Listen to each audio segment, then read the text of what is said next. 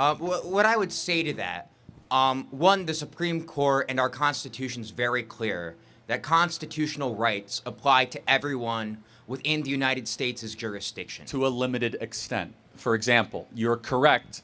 For example, if a student on Michigan State campus has a student visa and they get charged with a crime, they get due process. You are correct. They get Fifth Amendment rights. But can they own a gun? I think restrictions on their ownership of firearms Can they is vote? constitutional. They cannot vote. So there are restrictions on rights for visitors. So to an extent, you are correct, but it is not the same rights that we as U.S. citizens are granted.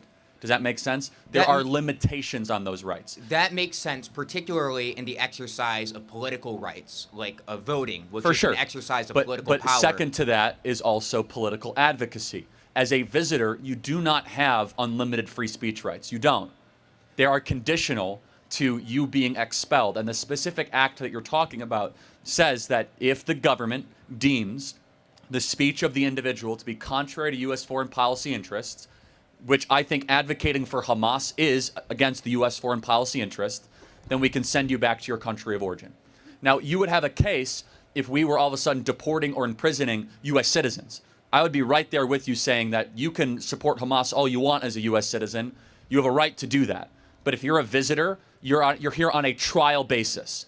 Your tryout is going. We're looking at how you're behaving. And if we look as if that it's inconsistent with how we want people to assimilate to this country, then you go back to Libya or Syria or wherever you're from.